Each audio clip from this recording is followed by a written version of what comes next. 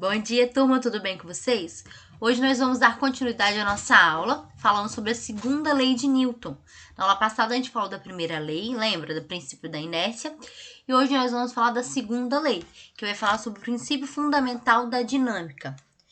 Então, como que é essa lei? O que propõe essa lei? Ela fala que o que vai modificar um corpo, o que fará um corpo ser modificado, ou seu estado original, seja iniciando um movimento ou mudando a sua trajetória, será uma força resultante que vai atrair, sobre ele, que vai fazer ir sobre esse corpo. Então, como que a gente vai entender melhor essa lei? Então, a gente vê que, aqui fala assim, frear não é a mesma coisa que acelerar. Mas, na ciência, acelerar significa alterar a velocidade. Não importa se para menos ou para mais. Então, quando a gente fala de acelerar, quer dizer que nós estamos alterando a velocidade. Seja aumentando essa velocidade ou também diminuindo essa velocidade.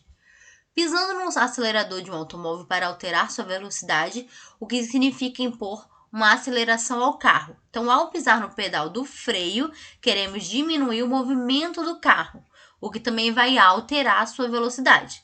Logo, frear também é um fator de aceleração. Então, a gente freia para poder tentar diminuir a velocidade do carro, né? Então, se temos dois corpos com a mesma massa e recebem a ação de duas forças diferentes, quem for submetido a uma força maior, terá uma maior aceleração. Então, quanto maior empurrar algo com mais força, um maior aumento de velocidade ocorrerá. Então, o que a gente está querendo dizer? Quanto maior for a força resultante aplicada sobre um corpo, maior será a sua aceleração. Então, a gente percebe isso também quando a gente vai empurrar um carrinho de supermercado. A gente está empurrando lá o carrinho de supermercado, ele estava parado, ele está vazio. Então, a gente está fazendo com que o seu movimento se diferencie. Ele estava parado, a gente começou a aplicar uma força sobre ele e começou a aumentar a sua aceleração, certo? Então, se uma força vai agir sobre esse carrinho, vai surgir a sua aceleração e, consequentemente, a sua velocidade. Se eu dobrar a minha força resultante ao empurrar esse carrinho, eu vou dobrar a minha aceleração. Se eu triplicar a minha força, eu vou triplicar essa aceleração. E por aí em diante, né? Então, igual aqui, o carrinho estava parado, eu apliquei uma força sobre ele, a sua aceleração aumentou. Eu aumentei a minha força, a aceleração também vai aumentar. Eu aumentei de novo a minha força, a minha aceleração também vai aumentar, né? Então, aqui também está falando que quando a luz verde do semáforo se acende, que é quando pode passar, né?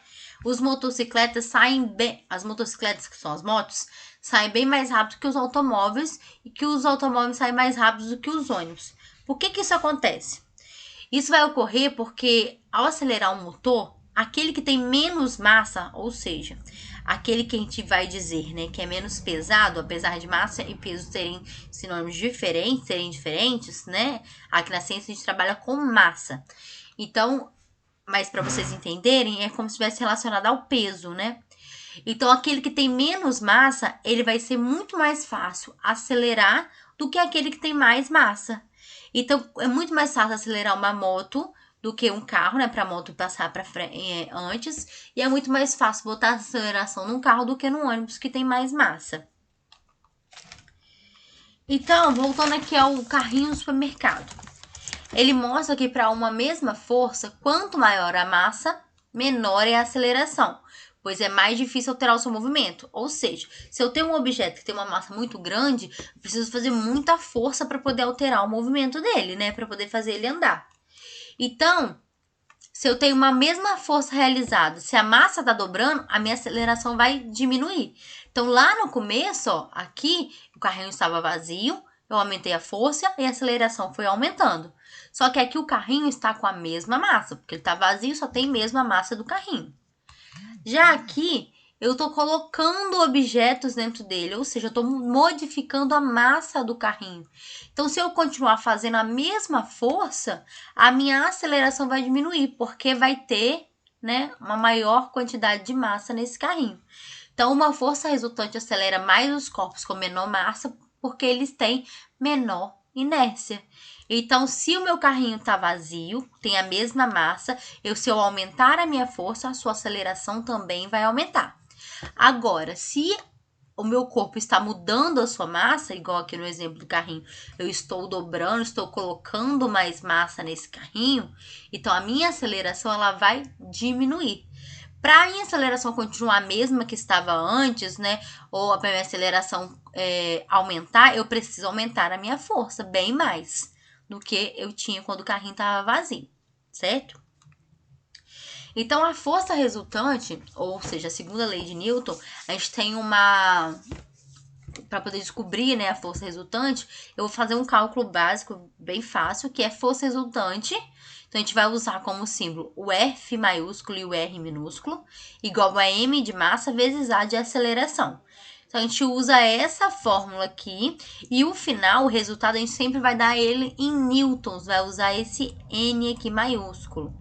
Então, a massa, a gente vai sempre usar ela em quilogramas. Então, a gente sempre tem que transformar caso ela esteja em outra unidade, né? A aceleração, que é isso aqui, o Azinho, a gente vai sempre dar ela em metros por segundo ao quadrado. Então, para poder fazer a fórmula, se eu preciso achar a força resultante, o meu final tem que dar lá o número e colocar o N de Newton. Se eu precisar achar a massa, o meu final tem que ser quilogramas. Se eu precisar achar a aceleração, vou colocar no final metros por segundo ao quadrado, tá? Então, se eu tenho uma aceleração alta, vai sempre significar que uma grande mudança no movimento de um corpo. Ou seja, o corpo sofreu algum tipo de movimento, certo? Na terceira lei de Newton, né, que é o princípio da ação e reação, tem várias situações que podem a gente tentar entender como que isso acontece. Quando a gente está empurrando uma parede estando sobre um skate ou um patins, você próprio é empurrado para trás, né? Então, tudo que a gente empurra, né? Tudo que a gente faz uma ação sobre aquilo ali, faz uma ação de volta pra gente. Então, quando a gente está pegando impulso numa parede, uma piscina para poder nadar, que a gente empurra para a parede, né, para poder conseguir ter um impulso maior. Então, isso é a questão das ação e reação. Eu fiz uma ação, a parede me impulsionou para frente, tendo essa reação. Então, essa terceira lei de Newton, ela também é muito explicada pelos bombeiros, né, pela mangueira que os bombeiros usam para poder apagar o incêndio. Então, quando essa água ela é lançada pela mangueira, precisa de vários bombeiros para poder segurar essa mangueira, porque senão esse jato, esse impulso que a água dá para frente, empurra a mangueira para trás. Por isso que a mangueira fica igual uma louca, né? Coisando no céu se não tiver ninguém segurando, por causa dessa pressão que tá fazendo. Então, é uma ação para frente e uma reação ao contrário. Então, a ação e reação sempre vão ser ao contrário, tá?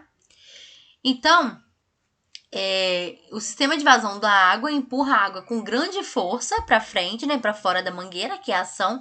Então, como reação, a água ela vai empurrar a mangueira com grande força para trás. Então, o princípio da ação e reação sempre vão ser forças ao contrário, tá? Forças opostas. Então, aqui, como que a gente vai falar da terceira lei de Newton? Para toda ação sobre um corpo, há uma reação do mesmo valor, ou seja, com a mesma intensidade, mas de sentido contrário aplicada no outro corpo.